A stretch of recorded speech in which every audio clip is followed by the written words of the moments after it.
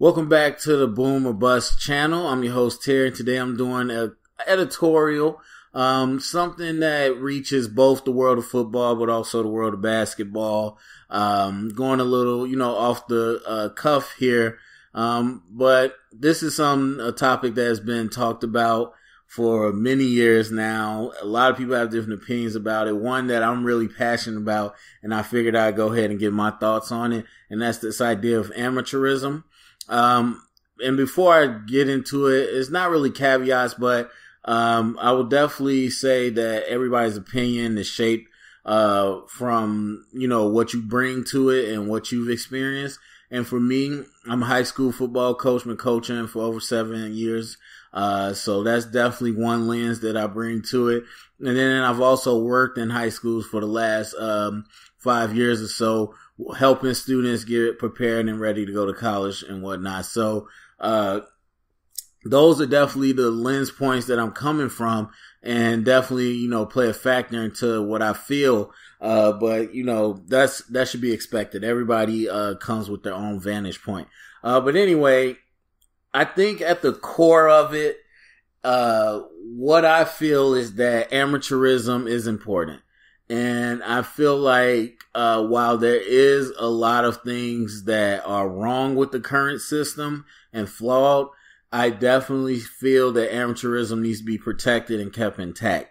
And so with saying that, the thing that I've always kind of found at the root of all this is that once we cross over the line into saying athletes should be paid to play in college, then we're crossing the line and saying that education is not important. And that I have a real problem with, because there's too many people that don't get that opportunity, that want the opportunity, let alone, the people that get it or that have the opportunity and don't care about it. There's so many people that want it that just don't have the opportunity to get a higher education. And so when we're talking about these athletes, no matter what their thoughts are on it, the fact is, once we tell future athletes, or we tell younger students that, hey, these people need to get paid, it's not enough for them to be on scholarship, then we're telling them that education isn't important, or that education is nowhere near as important as just getting a check. And I have a very, very strong problem with that. And it's more to it, I know, but on the surface, not even on the surface, at its core, I think that's what we're talking about. That's what amateurism is at its heart, is this idea that you're not professional. This is a institution of higher learning and education. This isn't an entertainment place. So that definitely needs to be brought to the forefront, I think, whenever we're talking about this, because that gets so lost.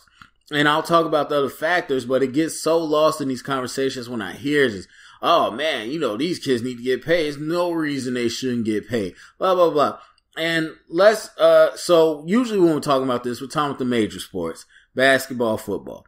Now, let's get to this whole college players are broke thing. So the rules are they're not supposed to have gifts or whatever, meaning that people aren't supposed to be buying them stuff just because they're a player. And I think some of it can be, of course, it was made to, prevent basically boosters buying kids commitments and whatnot, and, being inappropriate with the gifts. But I do think that on this functional level, that can be reworded and redone a little bit, because if it's me, whoever, student, and a professor or mentor, somebody wants to take me out to dinner, or buy me a ticket for the train, or give me some new clothes, that nobody's looking for that. And so I feel like that's same things that could be fine for another student athlete. However, we got to dispel this myth that they just broke college students. That's okay. That's not how it rolls. even like I was an athlete, and so, or I wasn't a scholarship athlete, and so I didn't live a broke life. I mean, I ended up being an RA for 3 years, so I got free room and board. But even before I was an RA, I wasn't living a broke life. I had some academic scholarships and whatnot, but I wasn't living a broke life. And even to take that further, people that I knew that weren't on any academic scholarship, that were working to pay their tuition off, they still were okay. And then you talk about football players at, my school, which was a D1 AA, you're talking about people that had free room and board. And if they didn't have at least that, they at least ate with the team. And every, so often they'll shut down the cafeteria for only the football team, especially before a game. So, like, I don't want to hear that. Like, they make it seem like these players out here, rubbing two nickels together trying to get a meal. That is not how it is. And then if you don't stay on campus, then you get that refunded back to you. You can use that money to pay off your rent or, buy food, whatever you want to do. So I don't want to hear that. And that's, again, at D1 AA. And so when you're talking about these players getting paid because of the money disparity, which we'll get to, we're talking about programs that are large enough to generate big money. And in those programs, they are perfectly fine. If we were okay, those teams are okay. The Ohio States of the world are okay. The Michigans of the world are okay. Michigan went to freaking, where they go to Greece for spring training. They're okay. I don't want to hear this sad narrative that these players can't do anything. And then on top of that, you get all this gear up the butt. Like, fine, you want to be fashionable. You want to buy your own clothes. That's fine. We all do. But to sit here act like you ain't got no clothes on your back is also a misrepresentation. So I just got to say that off the front. Like, this whole narrative that people have created that these players are so broke and poor and can't get by is so false. It is so false that it's ridiculous. Again, some of the small things, I walk into a pub where, whatever. Let's say I was a great dart player and people know me like, oh, Terry set the high record on darts and hey, free burgers for life or whatever, or have a free burger on us. Like, if that could happen to me, then whoever, Jalen Hurts should be able to walk in to a pub around Alabama and they give him free stuff without it being a big issue. That's fine. Again, these extravagant gifts, and if anybody works at a professional job, any type of corporation, whatever, everybody has HR policies on what's appropriate gifts and what the amount should exceed and blah, blah, blah. Like, to prevent, things that are inordinate and inexpensive. So I understand that. You can tailor it to exclude some of those things that would, take it out of context. But like simple gifts like that, that's fine. And so back to this narrative, because every time these kids get caught, they always saying the same stuff. Like, oh, it's so ridiculous. These kids, this coach is making this money and this kid can't get a sandwich for dinner. Like, but yet whenever they get caught, Terrell Pryor, Ohio State now, they got caught getting free tattoos or, signing jerseys for free tattoos, getting free car rentals. And so not no regular old, Nissan Altima to go home and see their parents. We talking about like luxury cars so they can drive around and stunt, and people getting money. Like, there's not money just to eat or, pay the bills. So they act like these players are so innocent. It's so ridiculous. Whenever they get caught, it's about stuff that's just, they trying to stunt. Like, they trying to live like NFL players, and they not NFL players. That's all they trying to do. And so knowing players that were collegiate players, knowing players that are going to become collegiate players, knowing coaches, all that, NFL coach, all the way down the line, is no secret. Like, these kids aren't out here hurting. They just want to get money so they can trick it off just like NFL players. And that's the honest truth of the matter. And of course, nothing prevents families from helping out.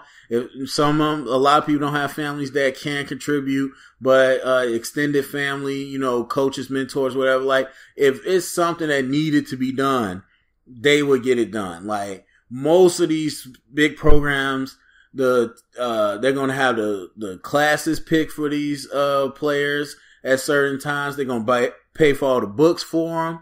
Again, they're going to get all this athletic gear to wear, blah, blah, blah, shoes, woo up the bang. Like, that stuff's given to them. And so they aren't here hurting for the bare necessities in life. So let's just cut that argument out. Now, let's get to the main crux of it. Most people, when they're talking about players should be paid, they go to the first thing, that there's so much money being made off of their talents that it's not fair that they're not getting a piece. To that point, I agree. I agree that there's too much money being made off of them. And this is one of the things I have a real problem with, but will never change. And that's that college is, again, as I said, it's an educational institution. It's not an entertainment industry. It's not a corporate business. And whenever you start to run things as such, it all goes down. So for me, I think that is the number one thing. That's the problem. People talk about these coaches that get paid so much money and these players that don't get anything, and all the way down the line. I totally agree with it. But the solution to me isn't to start paying players. The solution to me is they need to regulate how much money these schools are taking in. Now, it's an open market, so if people are willing to pay, then of course it'll be hard for someone to say you can't make that much money. And I'm not saying schools shouldn't be able to make the money. I'm saying they need to regulate where this money is going. And so I was talking with my brother, and I talked to a few people that were surprised to find out that, whatever the money, let's say the football program generates at Ohio State, it goes to the football program, not the whole school. And they thought it was spread out. And I'm like, no, like and to a point it makes sense where, okay, we generated that money, we keep it. Same thing kind of like in high school, where you sell concessions for a football game, that money goes to the football team, not the whole sports department or whatever. But I think it needs to be regulated and changed. I think it does need to be spread out, because when you get these gigantic pots of money for one place, then that's when you get coaches that are overpaid. That's when you get crazy facilities when the rest of the school or the rest of the teams don't look right and whatever. And it, to an extent, it is the fruits of your labor. You winning. But again, you're playing for the school. It's a school. In turn, you're getting educated by the school. We have to put education first. And so, beyond the fruits of the labor, the free market stuff, we need to say, okay, this is all for Ohio State. Everything's for Ohio State. And so we're going to have a team or a department that's in control of the revenue generated by athletics. They're going to make sure that there's but there's a respectable amount being given out to all pro athletic programs. And then whatever is left over after that cap needs to go back to the school.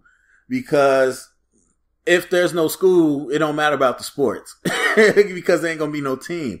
But I think overall that's what it should be, because getting new academic facilities, creating new things on campus to attract new students, blah, blah, blah, because those are the ones in the alumni, those are the ones buying the tickets, those are the ones buying the products, those are the ones spreading the word, becoming fans. And so I think there should be a cap, and there should be a department that controls it, and that they can dole out the budgets and the money. But then I think most of that should go back to the school, Because again, you could say, yeah, we won the games, but if the school wasn't here, then you wouldn't do anything. I mean, it's the same conversation we have in the NFL. If, I'm the player, I'm doing all this, why should the owner make this? Well, if there's no owner, no team, then you wouldn't have a place to play.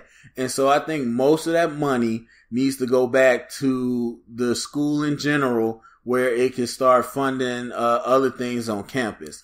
And so there needs to be a cap on what you can give coaches. There needs to be a cap, again, like I said, on how much the particular sports takes back. And then I think you start to solve that issue. Again, if you sign in TV deals for X millions, I'm not going to sit here and say that we need to regulate and say ESPN can't pay you that much. Yeah, they can pay you that much, but we just got to regulate where that money is going. And so I think that's more the solution I want to see than paying players. Because if we start talking about paying players, then it gets real muddy. Because, again, as we said before, the money-making sports are basketball and football. Most of the stronger pros, for baseball, they're not playing in college. A lot of them are, but even still, it's not a moneymaker like football and basketball is. Basketball with March Madness, football just in general. And so, for me, I think, as I said, once you start to say we're going to pay players, or that there's no more amateurism, then you got a whole list of questions. How do you pay players? How much do you pay players? Who gets paid? What's the backup pitcher on the softball team get? Or should they be getting something? And then that's the whole question you get. And so, while I get it, football and basketball are popular, but those athletes, I would say, have a clear path to, where they want to go, for, pro, sports, because their leagues are big. But most of these athletes, they don't have a track to pro sports, or even if they do, the education is really big for them. And so I think we need to do the same thing with the major sports, because we can't sit here again at the end of the day and say education isn't that important. We're just trying to get a check. It is very much important. And if not for the people playing, which I think it is, for the young people coming up, because whether you agree with it or not, the fact is that there's so many players or so many students that think they're going to be college players or pro players, and they aren't. They aren't built for that. But they act and live their life accordingly as if they are. And right now, the message is, if that's who you're going to be, then you don't have to worry about education. And that's a problem. That's absolutely a problem. And I think we have to do whatever we can to cut that out. So then, getting into it, I already kind of said one recommendation. I honestly think football isn't too bad, because the pure numbers, as we know, there's too many players on the roster. There's too many schools for you to massively cheat. I mean, you can do it with a handful of top prospects, and that's usually what happens, but it's not a widespread thing like basketball. And so, when you're talking about football, you might have a couple prospects that are, being given stuff they shouldn't, but I don't think it's a widespread issue. And one of the big reasons I believe that, which is kind of segueing and bridging the gap between basketball and football, is the idea that you have to be in school for 3 years. And not only you got to be in school, you got to be in good academic standing, of course. So one of the big topics right now is, should the NBA get rid of the one and done rule and all that? My answer is absolutely yes, but they need to increase it. And I've changed my mind a little bit recently. For me, it's always been, they should just make it 3 years like football. And I know there's a lot of pushback about it, but I'm like, that makes the most sense to me. Because once you do that, first of all, forget the academics. a lot of these basketball players can't play basketball. And it's not me just saying that. You heard LeBron James and other stars say that. You hear a lot of coaches say that. They don't know basketball. They're athletic and whatnot, but they don't know the game. And that's because they don't watch the game. They don't care. And that's because this generation, short attention span, and the fact that they think they just can go to the league. And so you get a lot of people that just don't know basketball, even the top guys. And so for number one, and this is Adam Silver saying this too, the commissioner, they want to improve the product. The future of the product needs to be improved by having players stick around with seasoned coaches and get better for longer than what they're doing right now. And then on top of that, I think there's so many just fringe benefits from it that you would see and you see in football. While some people might argue, oh, you know, these players don't care about education in football, it's hard not to when you got to pass all your classes for 3 years, at least. And it's at least, point blank period, whether you redshirt or not, you have to pass your classes to be eligible for a scholarship. And so whether you came in thinking you wanted to or not, or whether you came in like, I'm just here to go to the NFL, trust me, it happens without fail. There are so many players that end up staying to get their degree because they're so close. Or there's players that graduate early, which we're seeing more because they stay and take classes over the summer to get their degree. But either way, they end up finishing. I mean, because a lot of times families want them to get educated because degree is something they can't take away. Football, you can lose athletic ability, injuries, whatever can happen, but they can't take away the education. And so a lot of families actually want you to finish. Now, there's families, of course, that just want you to go to the league and make money, but that's actually not, that's more the exception. So there's a lot of families pushing these student athletes to finish.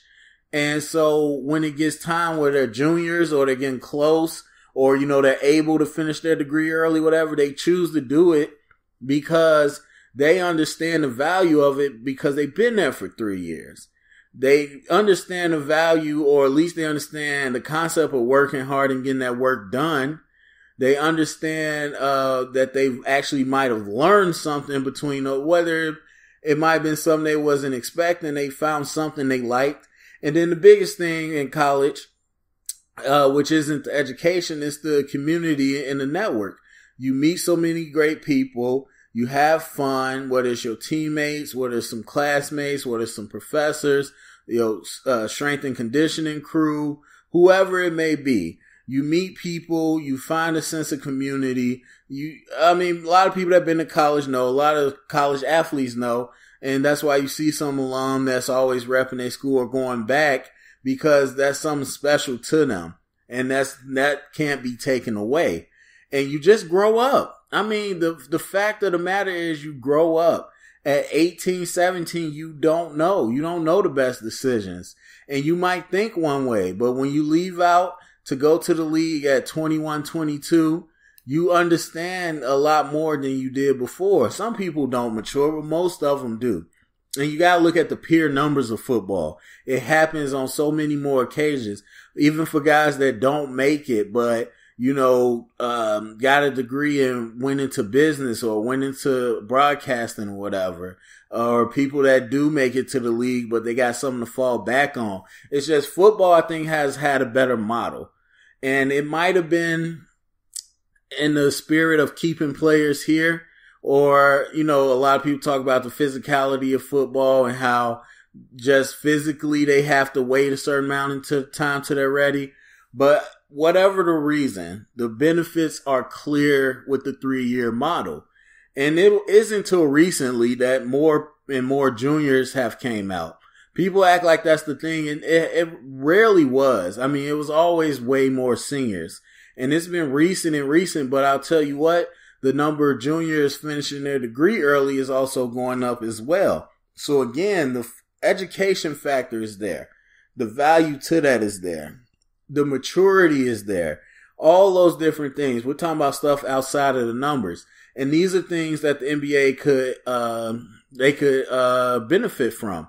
And where you got players that, again, are more mature, that have, it's just going to be a better product. You think about all these one and dones that came in and out. Like, imagine if one class stayed. For the next class, you think about Duke or Kentucky or whatever, all these top prospects, it would be crazy. And then the other better thing will happen where you'll say, oh man, they already loaded. I'm not going to commit to Duke. I'm going to commit somewhere else where they aren't so loaded. And I got a chance to play or be an impact player. Now you're spreading the talent out. Now you're getting more teams that are better and you're just improving the product, period.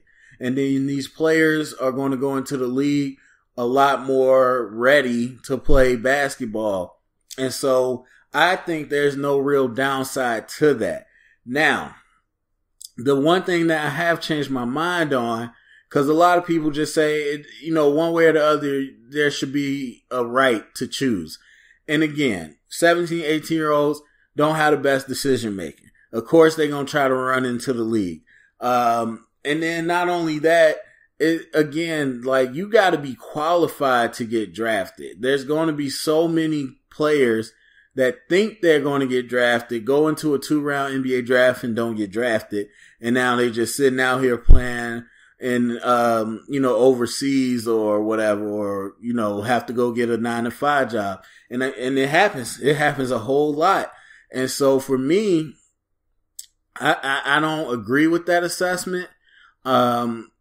Even with the whole, you got a right to choose thing, I think amateurism, it needs to be, I don't want to say forced, but there's some things, with younger kids that you gotta make the better decision for them.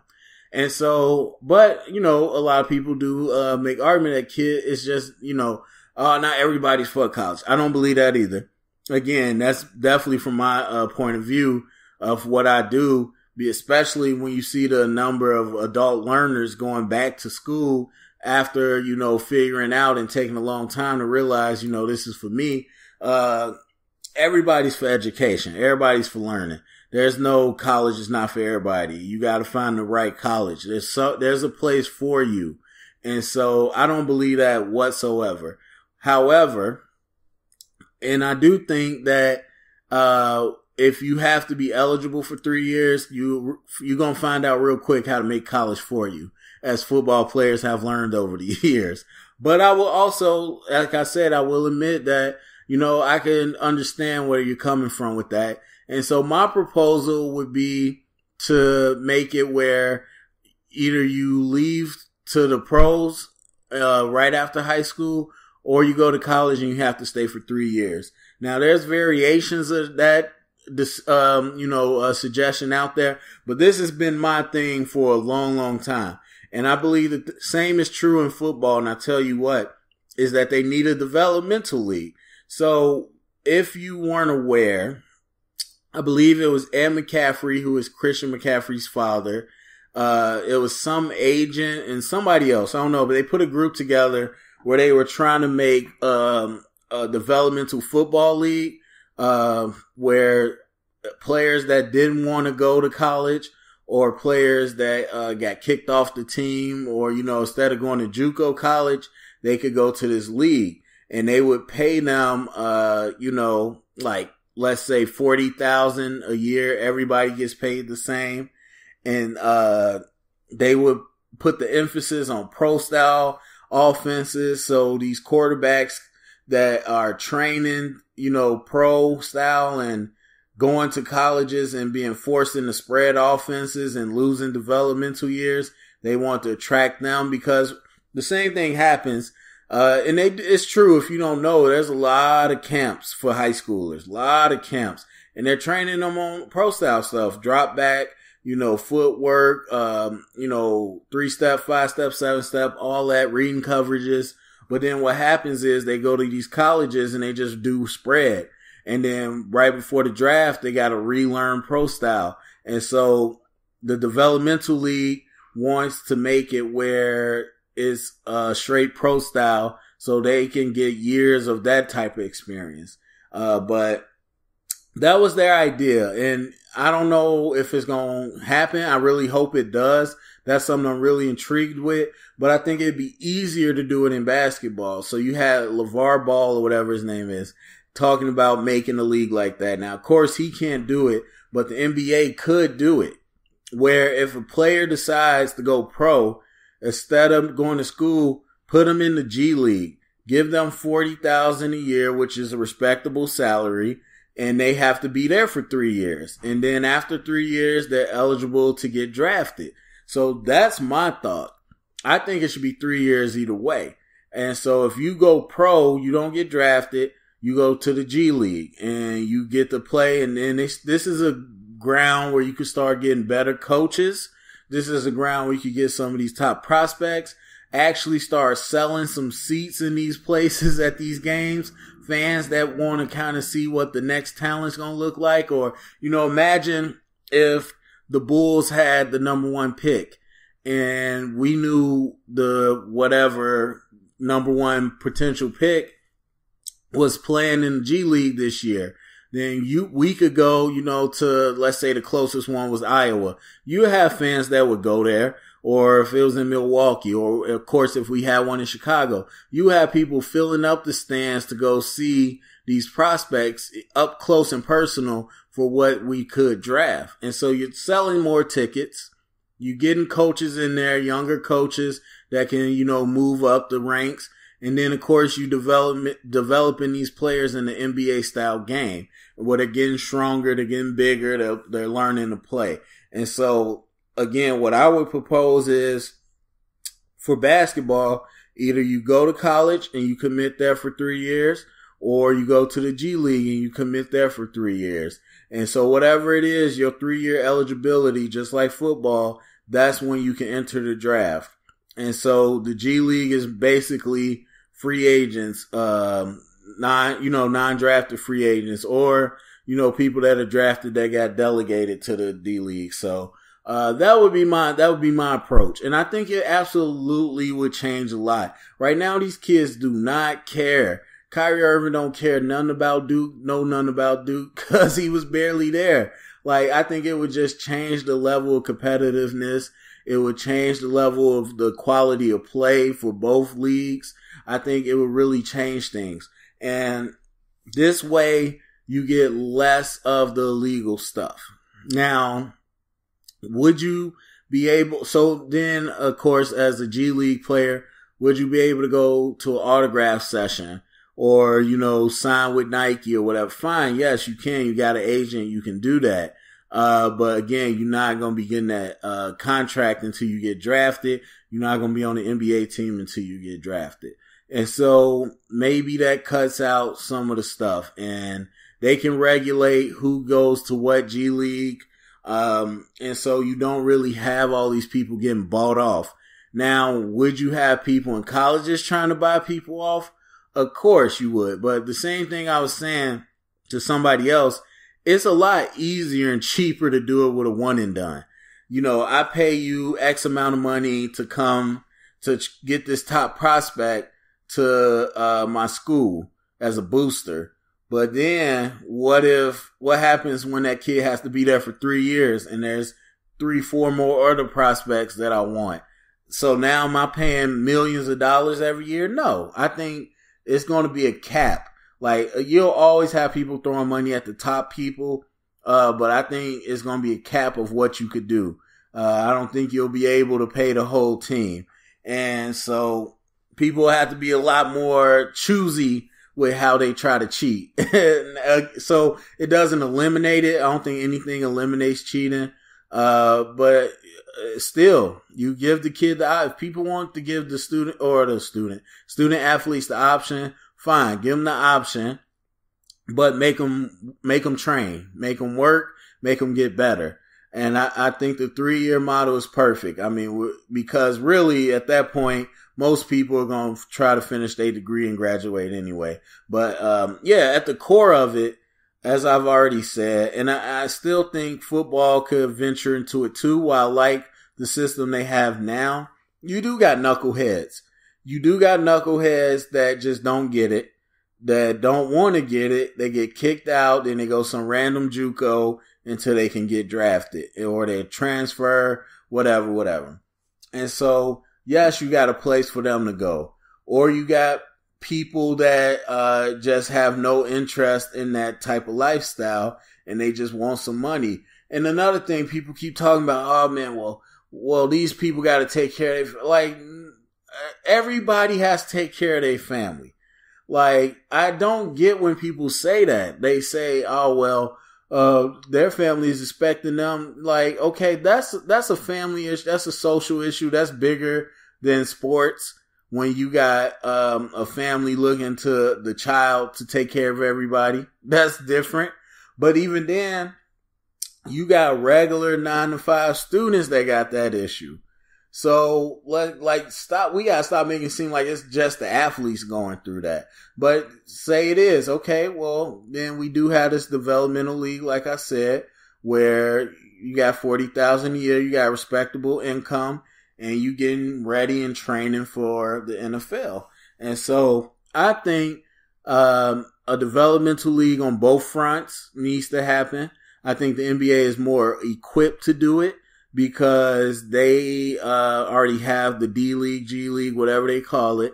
I think they just need to change it around, revamp it, and make it a place for talent that wants to be cultivated to be drafted. And then the people that aren't really necessarily about that life can still go to school, but knowing that you don't have the pressure to just leave. You get to be there, and you get to play, and you get to compete. And I honestly think it'd be the best of both of those worlds. But my whole thing, going back and wrapping this up, is that when we're talking about amateurism, it has a place. It absolutely has a place, and it's an important place. And I know we're just, like, a lot of people want to just focus on this athlete, or want to focus on this particular case, but it doesn't fit for everybody. Because you got small time schools that don't generate money.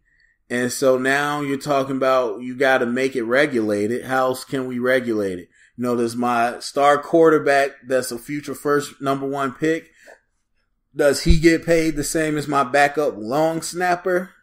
Or does that long snapper get paid the same as the lacrosse captain? Or, you know, does the star wide receiver at Ohio State get paid the same as the receiver at Southern Miss? Like, those things have to be figured out, and there's just so many more questions, and it's killing the spirit of amateurism, which for the younger generation, everybody that's coming up, you sending the wrong message. And I don't care what you say. I'm in a big city. I'm in a big school district. I've done this for years. It is real. These kids think that's a career opportunity. They think that's a career path. It's not. Careers last. Basketball, football, whatever, that's opportunity. You're going to get older. You're not going to be as athletic. You're not going to be able to play as well. If you do get the chance to get in, which is a small chance to get to the NBA, and a small chance to get to the NFL, if you do make it, it's for a limited amount of time. That's not a career. And yes, you could make money. You could make enough money to set you up. Everybody always say that. Even if you go for 5 years, you make enough money to set you up. But players don't live like that. The 30 for 30 on ESPN, I think it was called Broke.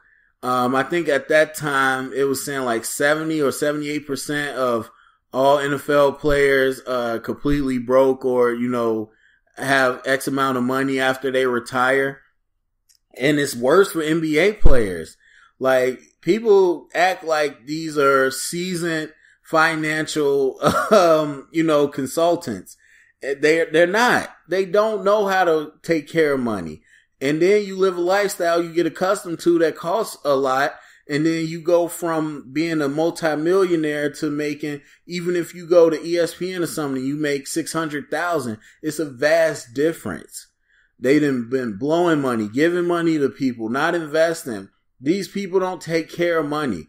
I hate when people say that also. They're just like, well, I don't care. If you were making this, you have enough to, okay, yes, theoretically, if you were an accountant or something, but these are just regular players that most of them aren't, they aren't well versed enough to save money that way. And yes, they could get people to help them save, but we know how athletes are. The numbers prove it. They go broke. And so when I say it's not a career path, it's not. It's an opportunity. You make that opportunity and you get there, and it lasts for a small moment out of your whole lifespan. And so there's kids growing up thinking NBA, NFL players a career path and not at all considering anything else, outside of that in the real world. So never mind the players that'll make it and then not know what to do afterwards. You're talking about the thousands, the millions that don't make it, that give up everything trying to make it.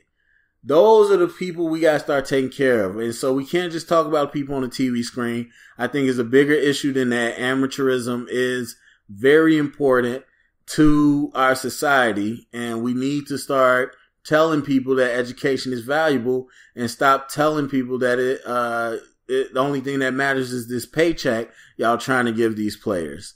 And then on top of that, the biggest thing, as I said before, you need to regulate with the colleges, what they're taking in, who's spending it, and how it's being used.